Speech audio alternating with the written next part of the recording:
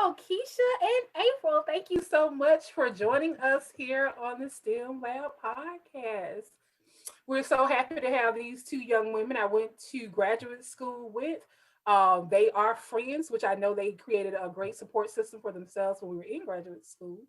Mm. And they also, if you all did know, both are PhDs and MDs. So we are so excited to talk to them today about their STEM journey.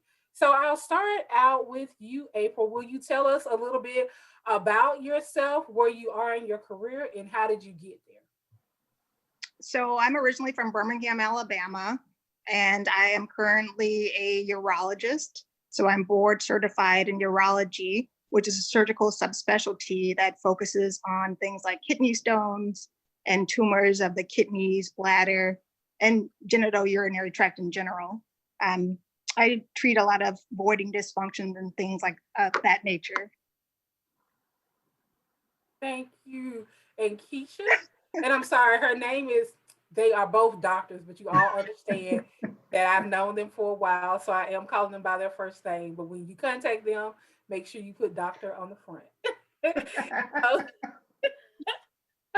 I just have to get that straight. All right, Keisha, can you tell us a little bit about yourself? Sure. I am originally from Huntsville, Alabama, and now I'm working here in Birmingham, Alabama as a general internist, primary care. And I am so excited about sharing this journey. I see pretty much any and everything coming through the clinic and enjoy just spending time and building relationships with my patients. Wow. So I know just from knowing both of you that they're both of your beginnings are different. And I Very. want to see if you tell us about that. Keisha, since we're talking to you, I know you started out at an HBCU. So will you tell us your STEM experience in the HBCU you went attended? So I want to go a little bit further back, if you don't mind, because I was reflecting on this. And I realized that a lot of my STEM exposure and experiences started in elementary school. So I'm from Huntsville, which is the Rocket City. And Mm-hmm. so we have space sciences, space class kind of all around us from a very early age. And so it wasn't uncommon for me to enjoy doing, it's kind of nerdy, but enjoy doing science experiments. And I remember watching my favorite Bill Nye the Science Guy on a Saturday morning. Yeah. And so that kind of fostered and nurtured the interest in science. And then when I got to Xavier University of Louisiana, one of the best HBCUs out there, just a small plug. When I got to Xavier, I was lucky enough to join into a research lab my freshman year. And so joining that research lab and really kind of understanding the process of how research is carried out was interesting to me. I enjoyed the lab work and trying to figure out the answers to different questions. And it really tied into something that was a passion of mine, which is breast cancer research, just due to family histories. And it was an awesome experience to me and what led me to initially pursue a PhD. Gotcha. So, April, in looking at your CV, I understand that you started your career, your undergraduate out, majoring in Russian, which I did not know. And so, will you tell us a bit about your STEM experience and how you went from having a degree in Russian, I don't know, languages, to where you are now? So, I always wanted to be a physician. So around the age of 4, I kind of started telling my family that I wanted to be a doctor. And like Dr. Moore-Smith, um, I have a personal experience with breast cancer in my family. And I saw at a young age my grandmother pass away. And so I thought I wanted to be a doctor. I wanted to find a cure for cancer. And I kind of wanted to help families not experience the type of loss and pain that we experienced. But, life is a journey. So as Mm-hmm. things went along, what I wanted for my career kind of evolved. So as an undergrad, as you know, I went to the University of Chicago, and it's not a cheap school. And I studied and knew some Russian from high school. And so I skipped out of a lot of the language courses, and I was able to get my bachelor's degree in a type of expedited way by doing that. But I did complete all the requirements to go the the requirements to go to medical school and apply for medical school during undergrad. And so even though I studied, a liberal arts type of, I guess, discipline, I was really still focusing on science. I worked in a research lab my entire undergrad experience. I worked in a breast cancer laboratory, kind of genetics-based lab. And I had a strong mentor there who was also a Black female physician. And so I always knew that eventually I would want to do research, or at least at that time, that I wanted to do research, and I also wanted to be a physician. And so that pushed me to, going to the University of Alabama at Birmingham and pursuing a Ph.D. So I'm gonna tell you, this just came to me because you know how they said the world of educated Black people is real small. I just realized I would have met you all either way because I had a scholarship to Xavier and I also had a scholarship to Chicago, University of Chicago, not lying. And I decided to go to Emory. So I'm like, I would have met April at some point in life and Keisha at some point in life. It'll come on to Xavier. And we probably would have all ended back up at UAB, which is crazy. But hey, but look, just because that came to mind, and as you all know, I do go off on tangents, but I bring us right back to the conversation. So look, what I realized is that both of you did research as undergrads, and that kind of helped spearhead you forward. So what made you, because as an undergrad, I don't know who was talking to me, but they didn't tell me to go into do research. I did not. I did absolutely zero research. So what made you all decide to do research as an undergraduate? The real, Okay. it was a wonderful financial supplement that helped out as a freshman. I think I had some experience though with research. As I mentioned, being from Huntsville, there are a lot of scientists there. I worked at NASA my senior year, and so kind of it was an extension of what I already knew. And so research was something that I knew about that could offer me the opportunity to get more involved in learning about breast cancer, which was a passion of mine. And so it was a very easy extension. Also, Xavier is pretty good about starting to present research to students very early on. So in the summer program that I went to prior to starting my freshman year, they give us an entire list of potential research mentors and projects and things that you can go into. So one of the reasons that I was so excited about going to Xavier, not just because it was an HBCU, but it also provided a wonderful roadmap for students who are interested in science and medicine. So April, in going to University of Chicago, I'm gonna assume that same roadmap may have not been there for you. And if it was, then that's just me not knowing. So how did you decide to do research? So it's funny that we keep going back to NASA. So when I was in high school, there was actually a program called a NASA Sharp Plus program, which I know it's crazy. Thinking about that when I signed up to do this interview with you, but they actually want to increase underrepresented minorities in math and science. And so I actually started doing research mainly through that program. And I was located in Baltimore area for a couple of summers doing that. And so I already knew, if I want to be a physician scientist, maybe that's where the idea kind of became more ingrained. Then I would need to be able to open up a research lab, and I would need to be able to figure out what specialty I wanted to pursue. And again, it was always, at least when I was younger, medical oncology because of family experiences. Right. So I know that we have talked about how you kind of got towards your, I guess, love for the lab. So how did this, and I hear you continuously say, April, you kind of knew in the beginning that you wanted to do uh, research as well as get your MD. Was there someone telling you this? Did you know of other Black women who had done this? And I ask this because I did not know, and I did not have an idea until I was way into graduate school that there was even such a pathway. So, how did you get started on this pathway?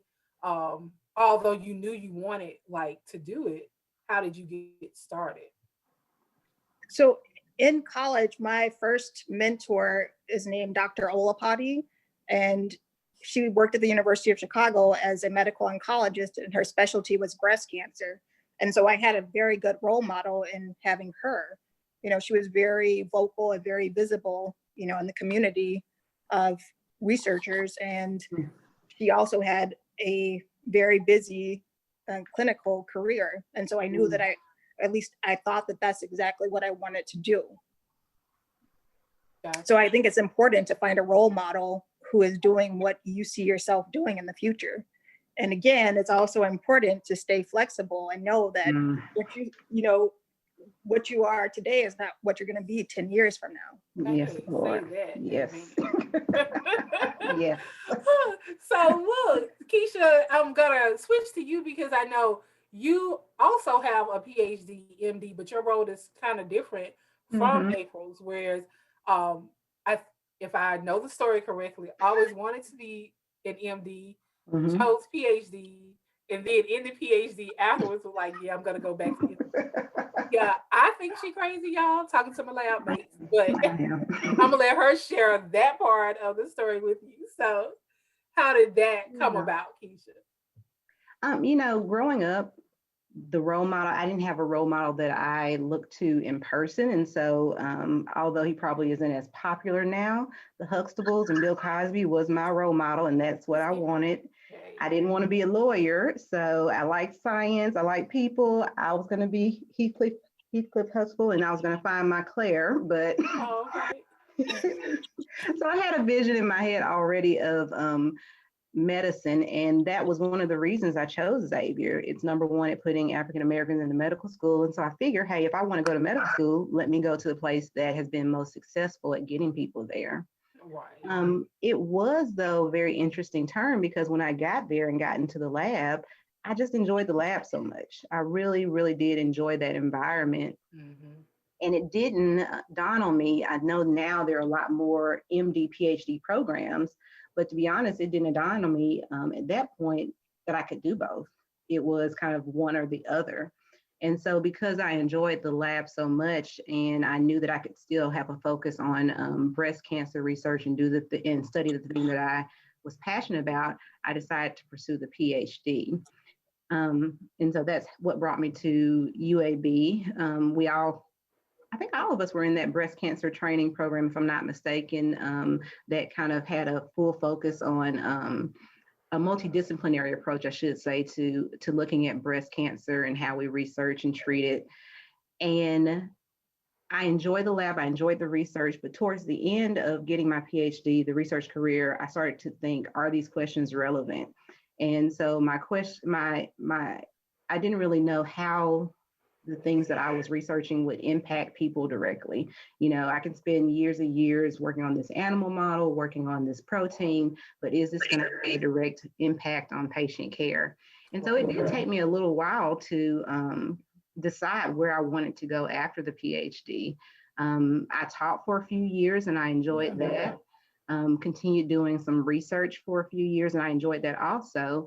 And I had to really just take a step back because, as April mentioned, we have our plans and we have it laid out exactly as it should go. And this wasn't following my plan. And so I had to take a step back and think what's going to offer me the opportunity to do things that I love, that I'm good at, and will allow me the flexibility to make choices and make changes. And so I kind of came back full circle to that medical career, which I think provides me that opportunity.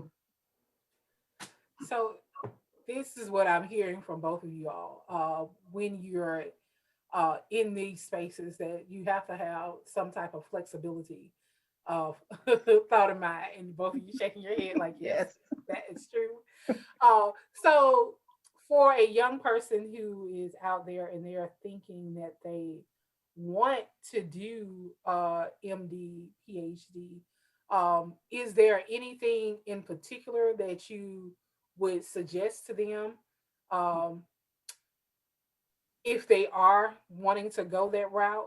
Like, do they need to, in particular, should they do like both of you all did and go ahead and do research now?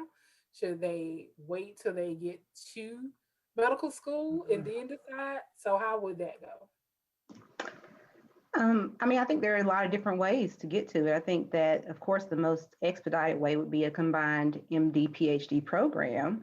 But I think for students who are interested in this career and don't necessarily get into one of those combined programs, they should know that there are other avenues. Yeah. And so there is value from each of those degrees, and it also gives you the opportunity to kind of figure out your niche and where you fit and how you want to move in your career. And I think both of us are really good examples that you can start off in one area and end up in something totally different. And it really does evolve over time. But I think that if you're looking for an expedited path, of course, the MD PhD combined program would be recommended. Gotcha. But I also think it is very important to establish, good research habits prior to applying to those programs and trying to get, you know, serious publications that make your application a stronger application. We were talking about me having a background in Russian literature, but I also was published as an undergraduate in Yeah. scientific journals. And so I think it's important to work on your CV and start doing projects where you have a significant role in producing the data And I and think that's and analyzing the data. and I think both of you have just brought up a real good point, just in definitely first that there are many avenues to get to where you want to go.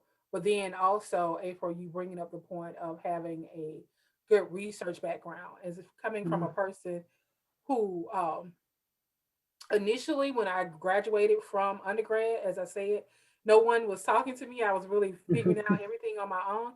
So I didn't have research. And it just so happened I went to the person who had been my advisor the whole time, and I asked her, this is what I want to do, um, but I'm not ready yet to go to medical school. What should I do? And she was like, well, you need to do something that's still in the science. Have you ever thought about doing research? You seem to take Mhm.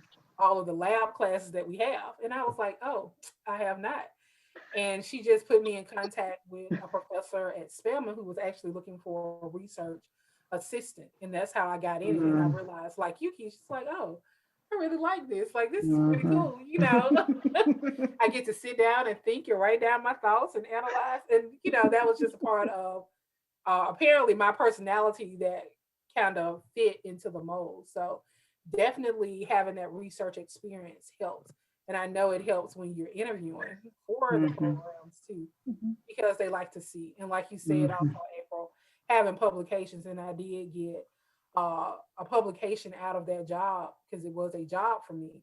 But also I had a lot of experience in presenting at conferences Mhm. too. Very important. So yeah, Mhm. that helped a lot. So then it says that you can actually talk about the scientific studies that you're doing. And so that helps a lot.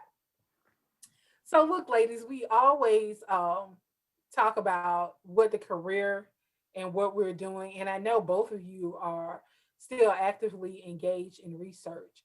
And so if you would tell, I call my listeners lab mates, uh, tell us a little bit about the research that you have been involved in thus far or currently. So I'll go first. This year actually was a very interesting year of transition for me, Okay. going from a more academic based training to more clinical work. So previously, I would say, I was more interested in developing clinical trials. We were doing some interesting things, looking at the effects of diet and exercise on breast cancer recurrence. And I really enjoyed learning more about translational research.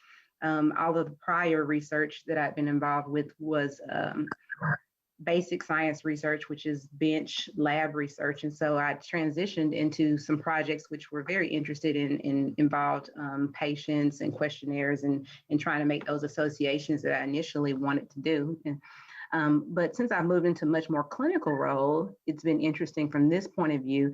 And COVID has taught us so much this year, but trying to, as a clinician, reach out to patients and talk to them about clinical trials and the importance of those clinical trials. And so we've been involved in helping to recruit patients into vaccine trials and educating them on the effects or potential effects of these vaccines and the utility and benefit of these vaccines. So that's been kind of an interesting transition for me when looking from a basic science background to now doing more translational or clinical trial based research. And for you, baby? So I'm currently, and for the last few years, have been purely clinical medicine. So I worked for the last 2.5 years for a hospital as a general urologist. And so I have not done research since completing my, fellowship at Johns Hopkins in sexual medicine. And so there I studied transplant. So that's one of the first places in the United States to perform a penile transplant. And I also did research on erectile dysfunction and certain inflammatory conditions. And so currently I'm just enjoying being a surgeon. I'm transitioning to a new role where I'll do probably 90% just surgical procedures in an acute care type of setting. And so for me, that's really what I love to do and what I want to be doing right now with my career. Gotcha. That's awesome, actually. So, ladies, on the STEM Lab podcast, I like highlighting women in STEM. And of course, in the last panel discussion we had, we talked about some of the challenges that women face uh, in their career when they're on this STEM pathway. And so I just wanted to ask you all, because I know you both are moms. Hey, congratulations. I say that with all the jokes aside because I have two as well. So I know what type of work it is. So, but can you tell me how has it been being a mom and also having this full-fledged career? Keisha, I see you like I know. Listen, I have two words for you. Remote learning, okay? Remote learning is I about to know. take me out. Yeah, it's a challenge. I will say that. I actually had my son Xavier in medical school, and so he has gone through a number of transitions with me, and so I think he's a pretty flexible kid because he knows that mommy has to go, and so he rolls with the punches. Okay. Um, but it is a challenge. I think that we have a lot of things that we have to worry about outside of our career that and some of our counterparts just don't have to worry about. And so there have been even, more challenges this year with the remote learning. Is he going to be in school? Is he going to be at home? Well, I have to be at work. So we have to kind of make adjustments for that. And so I just think it adds an extra layer of stress, but it also creates these wonderful, multi-talented, multiple abilities that we can just juggle all these different hats at one time. And that's what I tell myself, kind of keep myself going. But I love that kid, and he really is kind of a nice break for me when I come home, and he's just wanting me to be mommy and not worry about doctor this, doctor that, and I'm just mommy. Gotcha. Mm-hmm. So April, how about yourself? I know you're juggling twins, so Yeah. I can just imagine. So I had twins when I was a resident. And I think that there's always this idea that people try to put in women's heads that you can't have everything. And I think that it's important that if you want to be a mother, to pursue being a mother. Mm-hmm. And it could have been easy for me to say, I'm not going to finish my residency because a surgical residency is not easy. It's not for the weak of heart. But, I think my children made me a better physician because it made me much more caring than I ever would have been before. Oh, And I think that, even the research shows that female physicians have better outcomes than male physicians. And I think part of that is the caring aspect. Mhm. I think when you choose to become a doctor, it does put you in a position where you can outsource a lot of things. And I think that that was essential for me to become successful. And so, my children, they're very proud of me. They know that I work hard, and I'm transitioning to a job where I get to spend a lot more time with them. So with this acute care surgery, I'll be only working 26 weeks a year. And so the other time I'll be 100% at home with my children. And so I think it's important to find careers that fit your needs and fit your lifestyle. And so I think being a mother is probably the best thing that I've ever done. Mhm. And I think working hard and, producing a good product and taking care of patients. And I think that's a great lesson to teach your children. And they even asked me if they could come and watch this podcast because they were so excited. I promise to have it up soon so they can see it. Well, no, I really appreciate you saying that, and both of you saying that, how having a child did not stop anything. Mm-mm. It just actually, April, and you said it best, it helped you become even a better doctor, even more Mhm. caring. And I think that's something that we really have to tell young women is that um, that whole myth of you can't have it all. You Yeah. can if you want it. You just have to work for it. And so again, always very proud of you all and what you're doing. And Yeah, so yeah, I was going to say, I like what April said because, as you know, females in any field, you always think this is not a good time, this is not going to be the right time. There's never never, It's going right. to It's be the never going right to be a good time. time. never. So you have to keep living your life. You will adjust. Your coworkers, your job will adjust, and you'll be successful. And so I always try to encourage ladies that you can go down this career path, but your personal life doesn't have to stop.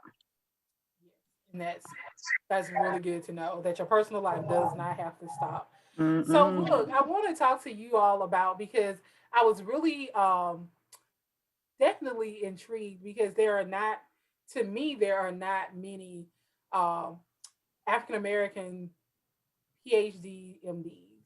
And Mhm. so when you all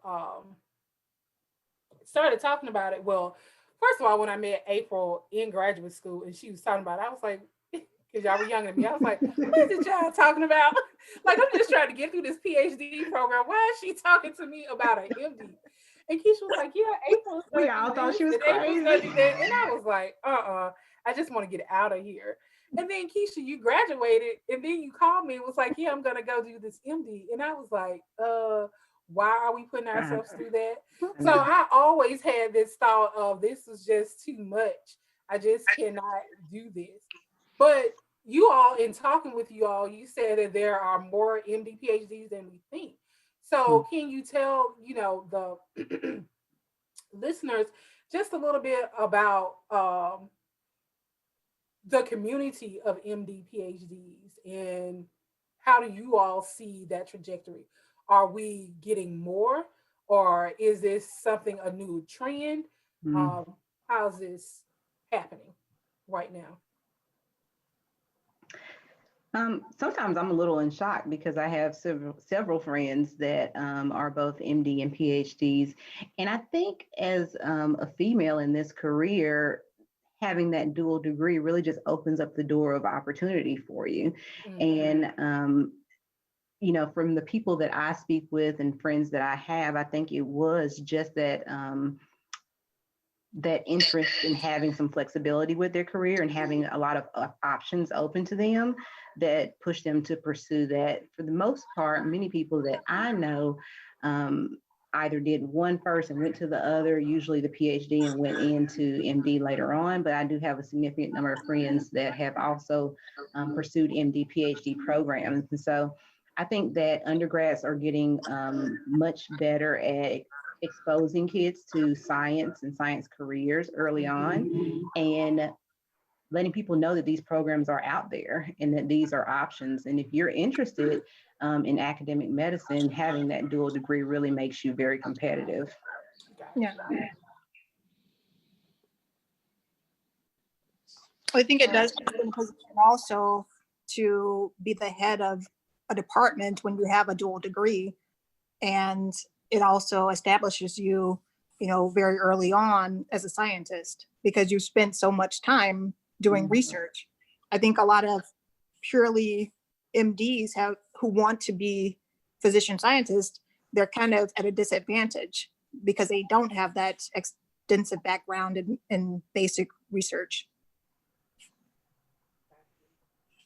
So, ladies, I know we kind of meld the two segments that I usually start out with a career and then talk about your journey. So we've kind of pushed those two together, and that's quite all right with me. But I did want to give you a chance. I know you all have mentioned some people who were very instrumental in you on your journey. And so, is there anyone else who you want to talk about that kind of helped you move forward or gave you that spark, whether it be in, grade school, high school, college, graduate school, that kind of said to you, hey, you could really do this. This is a career path that you should think about. For me, I don't know that there was any one person that I modeled my career path after. What I've always found is that throughout my life, when I reflect on the people that have been in my life, there has always been a phenomenal Black woman. There just has always been that one person who was my cheerleader, who didn't necessarily say you have to do this, you have to do that, but they were for me, and they told me I could do whatever it is that I want to do. I can start way back from, Miss Turner, first grade, my space class. Listen, every step of the way, there was a phenomenal Black woman, even up until last year as I transitioned careers. One of the physicians that worked in the clinic that I trained in was just like, you got this, girl. Whatever you want to do, you just do it. And she sends me little inspirational texts every so often. And so I can't say that there's any one person that shaped my career. There's so many. And so there has been just an abundance of Black females who have been there to support me and kind of point me in the direction. And they support me no matter, even when I get off the path a little bit and they say, it's okay, sugar, we're gonna figure this out. I love what you're doing now. And I go a different direction. You got this.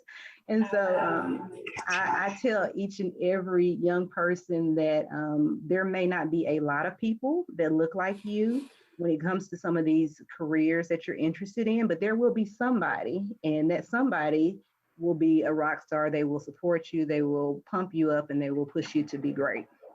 Good. Thank you. April, what about you? I think that my most recent fellowship advisor, Dr. Burnett, I think being with him helped me realize there's nothing that I can't do if I really focus myself and, strive to do it. And so I think learning from him helped me to have no fear about any kind of thing that comes up, especially in medicine, with regard to in general, just being, motivated to stay on this path. I think a lot of it, you have to have self-motivation. You have to be your biggest cheerleader and you have to believe in yourself. And you also have to be your biggest critic, because you're not going to get better if you continue to make the same mistakes. So you have to be critical of yourself. And, when you're faltering, you have to figure out where you went wrong and do something new and different. And so, I come from a very large family. And so it would be terrible if I don't mention my sisters, because they've always been with me and they've always been for me. And they, I feel like each of our successes we share. And so I think that it's important to have like a strong support system.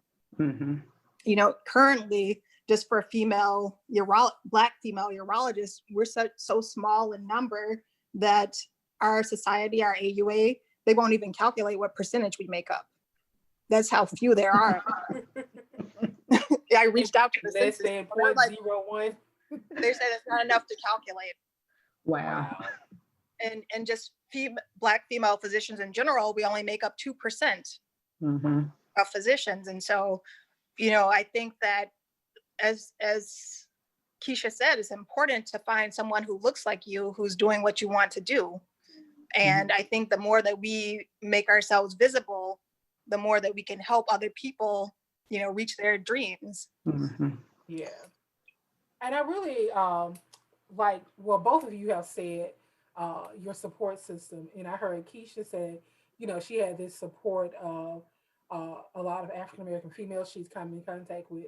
In April, you actually talked about a male being one of those people that supported you.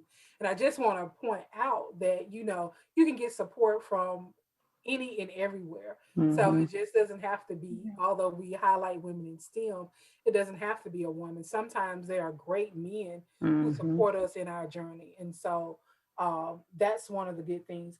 Another thing is that just support in general. And I know what I really liked about you two in graduate school was that you all were a support system.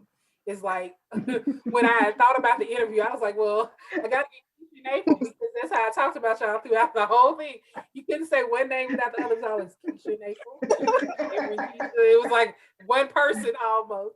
So tell me, just in that, how did you all meet and decide to form a support system for each other? Oh, okay. I hear it. Look, You gonna they tell April? this story. Let me hear it. Was Yeah, it maybe this is a story for another day. Oh gosh, is that man? Can we get the clean version of it? Let's get the sister love version of it. Oh goodness, that was hilarious. You gonna go, April, telling how we met? No, you tell it. I don't. All I know is I saw LaKisha and I wanted to be her friend. And I'm pretty, in general, somewhat introverted, but You're introverted. yeah, yeah. No. Okay. April said we're gonna be friends, and that was it. Kind of how No, like I met Charlotte. I told her we're gonna be friends, and she's an No, introvert. if I I was want like, to hey, go I after need a it, study that's kind of what partner. I do. She is very direct, and when she wants it, she wants it. But it really was, it was an easy friendship because you go into this class with I come from Xavier, which is all Black, and I come into this classroom and I'm looking around. I don't know anybody. Not a lot of people look like me, and you do kind of get gravitate towards people who look like you and have similar experiences and backgrounds. But it was an easy friendship. I mean, we have a lot of things in common, and I think that we both knew what we wanted career wise, and we're very driven and determined, and we just clicked and meshed. And I think that I was thinking about that as we talked about the people in our lives who have motivated us. And it really, along each step of the way, I've always had one mentor told me this. I've always had one person that I look up to. I've had my colleagues who support me, and then I've had somebody that I mentor and try to bring along with me. And so when I think about each step of the way, all of the friends that I have, those support systems, I mean, how can I not win when I have people like you all that are my friends? And I'm like, I got to do better. I have to step it up. Yeah. Look, So, I'm sitting here on this call like, man, I need to like call April sometime and just have a coaching call.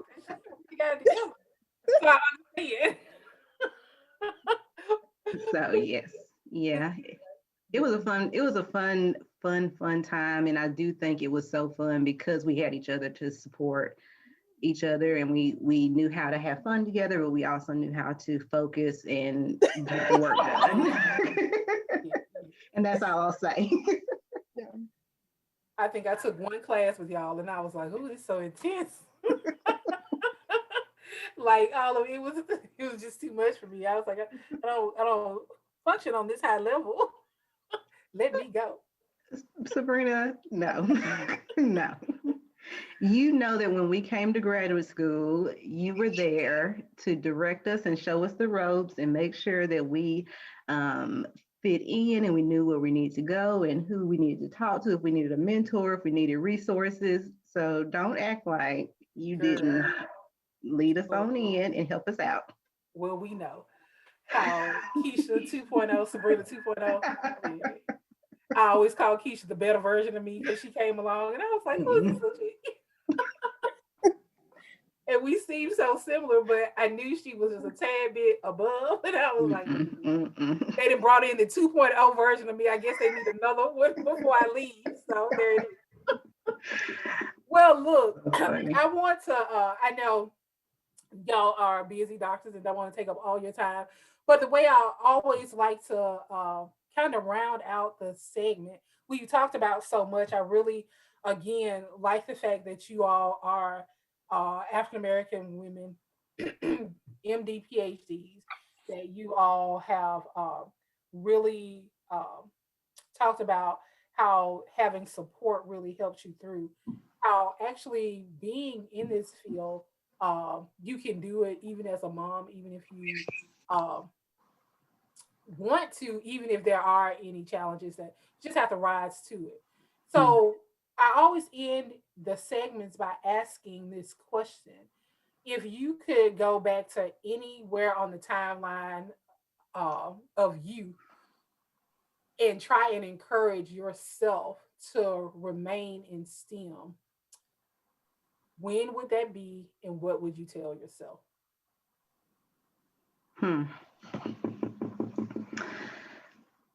Um, I think that maybe I would go back to my post grad self. So, right after completing the PhD, when I started to think about transitions in careers, Mm-hmm.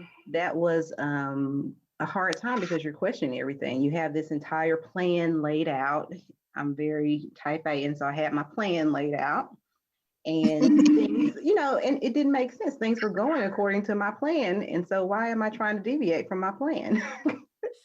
And I would tell myself that, you know what, be flexible. Be flexible. If Okay. there's a desire, if there's a desire to look into other interests or other passions, be flexible with yourself. All these experiences have taught me so much, and I've come to a place where all of these experiences are useful to me.